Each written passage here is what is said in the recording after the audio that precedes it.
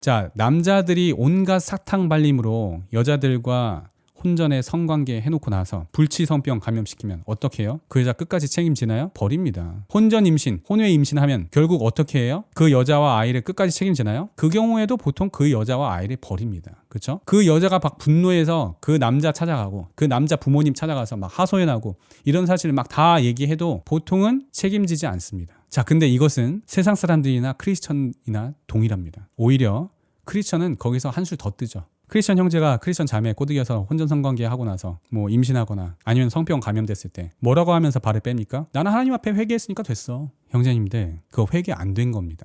회개한 사람은 그렇게 반응할 수가 없어요. 삭개오가 예수님을 인격적으로 만난 이후에 그가 한 행동을 보세요.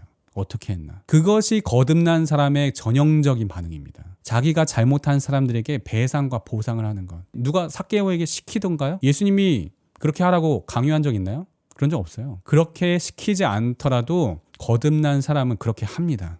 그게 당연한 반응이에요. 그렇게 책임지지 못할 일들을 벌인 후에 여자와 아이들을 버리고 회개했으니까 됐다는 케이스 종종 듣거든요. 어디서부터 이런 이단 사상이 시작됐는지 모르겠는데 형제님들, 이 영상을 보고 계신 형제님들, 회개했으니까 됐어라는 말 자체가 벌써 여러분은 그 죄에 대한 보응을 받고 있는 거예요. 구원을 못 받았는데 양심이 화인 맞고 이미 사탄에 미혹되어서 구원 받았다고 지금 착각하고 있는 거예요. 성경은 전혀 그렇게 이야기하지 않습니다. 거듭난 사람에게서 나타나는 성령의 열매가 자신의 삶 속에서 전혀 나타나지 않는데도 불구하고 나는 천국 간다? 정신승리입니다. 당신은 이미 보응을 받고 계세요.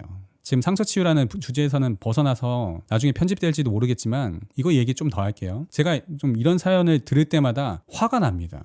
크리스천이 세상 사람들보다 한술 더 떠요. 회개했으니까 됐어. 이걸 또 일반 성도가 아니라 목회자, 사역자, 뭐 장로 권사님들 이런 분들이 말씀하시니까 이 자매들이 더 오해하잖아요. 그런데 회개했으니까 됐어라고 말씀하시는 분들, 속건죄에 대해서 이미 다 아시잖아요. 아는데 왜 그런 이단 사상으로 자신의 책임을 회피하는 발언을 하는 거예요. 여러분들이 자매들에게 회개했으니까 됐어라고 말하면 그 자매들이 아, 그렇구나, 회개했으니까 된 거구나, 정말 이렇게 생각하겠어요? 이게 정말 기독교가 맞냐? 난 이제 미혼모인데, 난 이제 불치성병 걸려서 이제 그 누구와도 결혼을 못하게 됐는데, 이렇게 쓰고 버린 뒤에 회개했으니까 됐어라는 한마디로 모든 책임을 떨어버리는 것이 이게 정말 기독교가 맞냐? 이렇게 얘기합니다. 회개했으니까 됐다? 그냥 잘못했다고 하면 될 것을 교회 리더들이 왜 굳이 안 해도 될 말을 해서 예수님의 얼굴과 몸된 교회에 먹칠을 하는 거예요. 그리고 제발 자매님들도 제발 혼전 성관계 하지 마세요. 제가 보안상의 이유로 상담 케이스들을 여러분들에게 공개할 수가 없어서 그렇지 진짜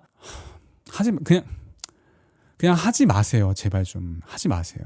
형제가 결혼을 약속했다고 해도 하지 마요. 그게 다 이유가 있어요. 말 못할 이유가 다 있다니까요. 이게 지금 제가 여러분들 정죄하려고 그런 게 아니고요. 진짜 안타까운 일들이 너무나 많이 일어납니다. 지금껏 연애하시는 분들과 혼전 성관계 했는데 지금껏 임신 안 되고 성병 안 걸린 걸 운이 좋았다고 생각하셔야 돼요. 정말 하나님께서 여태까지 여러분들 보호해 주신 거예요. 천만다행으로 여기시고 앞으로는 하지 마세요. 교회 안에 쓰레기들 정말 많습니다. 형제들의 결혼 약속에 제발 좀 속지 마세요. 사역자라는 그 직분이 주는 신뢰감에 속지 마세요, 여러분.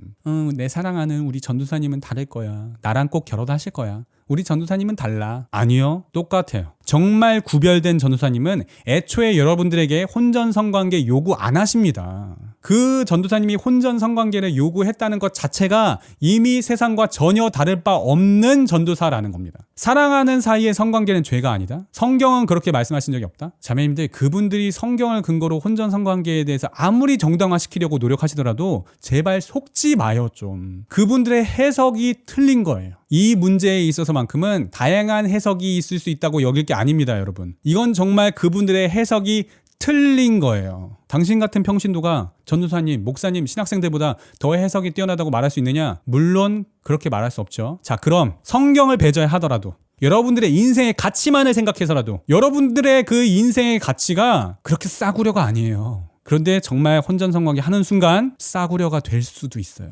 정말 버림받을 수 있다는 거예요. 그렇게 버림받을 수 있는 상황에 여러분 인생을 걸지 마세요. 그럼 모험을 왜 거십니까? 그래서 제가 늘 말씀드리잖아요. 사기 결혼은 있어도 사기 연애는 없다고. 연애라는 관계 자체가 약속이 없는 관계인데 결혼할 거니까 해도 된다? 그런 구두 약속이 법적으로 무슨 효용성이 있는데요. 그냥 한 장의 휴지 조각처럼 아무 가치가 없는 그런 약속 아닌 약속에 제발 좀 속지 마세요. 여러분, 세상과 교회 사이에 죄에 대한 간극 전혀 없습니다. 그냥 똑같아요. 다 똑같은 사람이고 똑같은 죄인입니다. 오히려 어떤 면에 있어서는 교회가 한술 더 뜹니다. 물론 저는 그분들의 교회로 보지도 않습니다. 여러분들이 그분들을 교회로 착각하시니까 제가 이렇게 말씀드리는 거예요. 주님의 교회는 아름답습니다. 교회가 아닌 자들이 아름다운 교회 사이사이에 껴있는데 여러분들이 분별이 없이 아직 하나님의 때가 아닌데 하나님의 사람이 아닌 사람과 하나님의 방법이 아닌 방법으로 결혼을 하려니까 문제가 생기는 거죠. 혼전 성관계 하지 마세요. 아시겠죠?